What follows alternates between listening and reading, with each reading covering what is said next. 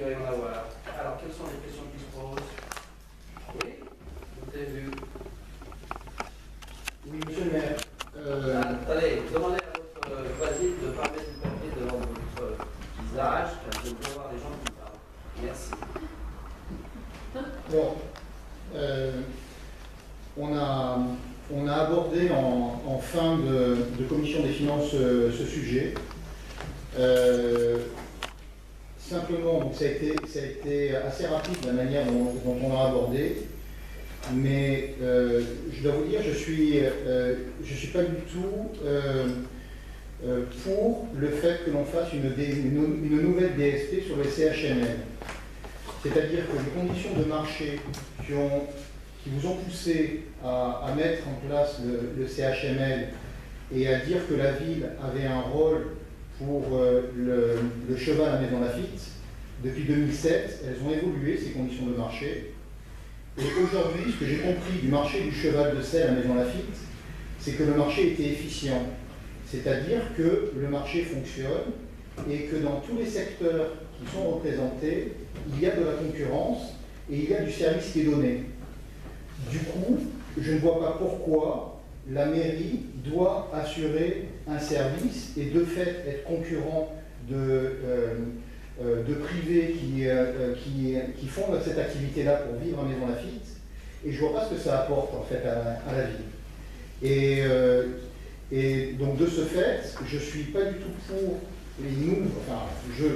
je ne parle pas au nom de moi, pardon, mais je parle au nom de notre liste, nous en avons parlé ensemble.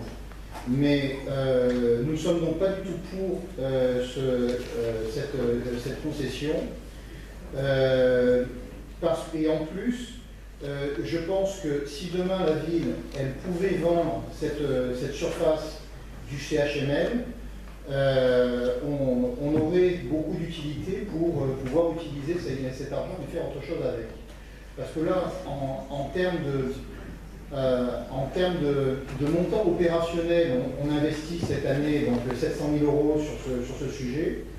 Je ne sais pas combien à la revente ça coûterait, mais peut-être 1 million, 1,5 million, je ne sais pas. Mais on investit ces 700 000 €. S'il y avait une vente, je suis sûr qu'on ne les retrouvera pas. On ne retrouvera pas ces montants. Et je suis sûr qu'on serait capable de trouver des acteurs qui pourront opérer cette surface pour pouvoir faire une activité, un business normal. Bien. Autre remarque, tu veux répondre? Non, mais bon, alors, je vais répondre sur une chose. Aujourd'hui, la DSP, la fermage, etc., libre à celles et ceux qui auront des activités sur la ville de candidater. Libre à eux de le faire. Donc, l'argument de dire on fait concurrence, c'est exactement le contraire, puisqu'on met en concurrence cet établissement pour qu'il s'en serve.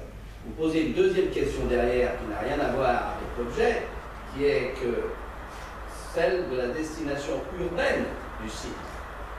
Alors ça, c'est un autre problème qui peut-être se posera un jour, mais je voudrais simplement vous rappeler qu'aujourd'hui, le CHML a 455 adhérents. Donc ça signifie que si on dit on arrête, bon, ils peuvent aller ailleurs, mais qu'est-ce qu'on fait derrière? Qu'est-ce qu'on fait en termes hippiques? Bon, il n'y a pas 36 solutions. Ou c'est effectivement quelque chose qu'ils rachètent, etc., ou c'est une écurie de course. Bon, ça pose d'autres problèmes. Donc on a choisi le choix. Donc l'argument de la concurrence ne tient pas dans votre démonstration. Ne tient pas, puisque de toute façon, s'il y a un certain nombre de clubs de la ville qui veulent candidater pour exploiter effectivement le CHML, il faut qu'ils donnent leur proposition. Et d'ailleurs, à un moment, on a eu, et on a, bon, alors, il y avait dès le départ, parce qu'il y a un certain nombre, c'est qu'il y a notamment une cavalerie qui est essentiellement cheval, pas poney. Bon, donc il y en a d'autres peut-être qui le font. Mais il ne faut pas croire qu'il y a beaucoup. Nous avons énormément de clubs qui font du poney, nous avons peu de clubs qui font, je dirais, d'équitation sur cheval. Alors il y a, je crois qu'il y a l'US Métro qui doit avoir des chevaux, mais qui est plus ou moins, enfin qui a dû ouvrir, mais qui n'était pas seulement très fermé. Donc si vous avez des candidats autour qui veulent venir, libre à eux. Le problème, c'est que c'est vrai, c'est pas moi qui ai acheté le CHML, c'est mon prédécesseur. Bon, ça remonte à... Et que c'est vrai que la ville a un patrimoine important qui est actuellement dédié à activité hippique club, c'est la meilleure, c'est pas à nous qui allons le gérer.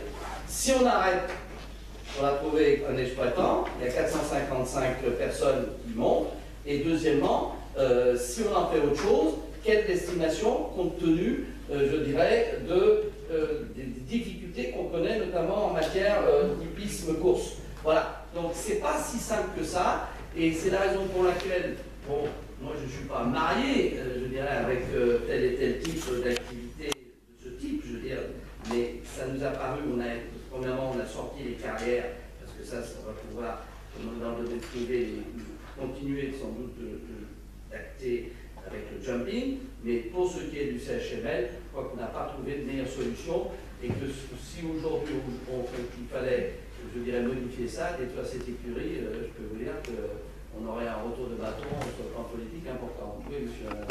Oui, pour revenir au sujet de la concurrence, je pense qu'on force la concurrence.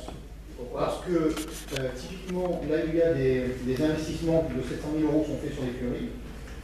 Et je ne pense pas qu'il y ait d'autres écuries à Maisons-Laffitte qui puissent se permettre de faire 700 000 € d'investissement pour du cheval de selle. Et qu'elle vienne candidater. Et qu'elle vienne candidater. Aujourd'hui, si une écurie du parc de Maisons-Laffitte, puisqu'elle se situe essentiellement dans le parc, à l'issue des travaux, c'est-à-dire en juillet de l'année prochaine, veut candidater pour exploiter le CHML et profiter des travaux que la municipalité fixe, on est bien compris, personne ne les empêche de candidater et de profiter des travaux. Oui, mais de fait, celle qui aura gagné, vis-à-vis des autres, la concurrence ne s'exercera pas de manière... Alors, le problème, la ville a un patrimoine. La ville entretient son patrimoine, qu'on le veuille ou non. Bon. Et ensuite, elle le met, etc. Si on ne fait pas les travaux, parce que je peux vous dire, pour avoir visité les appartements notamment, etc., on n'est pas conforme, on rentre... Donc on est dans cette perspective. Si demain, il y a un club hippique de Maisons-Laffitte qui dit « mais moi je prends, et voilà ce que je vous propose », eh bien on jugera en fonction des propositions. C'est aussi simple que cela. Donc, bon, pour rien vous cacher, on va poser la chose à l'envers. Si d'aventure, cette écurie était venue aujourd'hui en vente, parce que c'était l'écurie des Collas, est-ce que la ville l'achèterait pour faire autre chose, ou un club hippique? Certainement pas. Certainement pas. Ça c'est clair. Mais en revanche, on l'a acheté à l'époque parce qu'effectivement il y avait un problème, c'est l'équipe précédente qui l'a fait, je laisse en monter plus de 30 ans, mais ils l'ont acheté, etc. On l'a. Bon, on l'entretient, point barre. Mais justement, la DSP, c'est pas la tête du client. Faites vos propositions, parlez-en autour de vous en disant, eh ben c'est à prendre, allez-vous, remuez-vous pour répondre. Je vous signale qu'il y a quand même 455 personnes, donc 70% de Maisons-Laffitte là-dessus. Mais oui. Dans mon point, monsieur le maire, il ne s'agit pas de dire on fait une activité. Je suis sûr qu'à partir du moment où il y a une activité qui a un sens économique, il y a des acteurs qui pensent la Eh ben alors, voilà. mais donc, ça se vend. Mais non, mais attendez. Et on récupère. Bon, le problème, c'est la vente. Est-ce que la ville a intérêt à la vente? Non. Est-ce que la ville a intérêt à trouver quelqu'un hors des investissements qui fait fonctionner ça sans que ça ne coûte rien? Oui. Oui. Donc, c'est aux gens à dire, ben, moi, je candidate. Je suis désolé. C'est la même chose que pour la piscine. Parce qu'il y en a certains, regardez, à Saint-Tropez, ils l'ont mis en DSP. Bon, croyez-moi qu'il y a que les imbéciles qui ne changent pas d'avis. Bon, nous l'avons en régie, nous allons sans doute continuer. Mais il y a un moment, c'est la même chose. L'investissement a été fait par la ville, pour 16 millions d'euros. Et de l'autre côté, à Sartrouville, ça a été fait par la ville. Et c'est en DSP. Donc c'est une modalité de gestion des équipements publics qui existe. Et on n'est pas les seuls. C'est aussi simple que ça. Maintenant, vos arguments, à chaque fois, on peut se les répéter. Le problème, c'est est-ce que la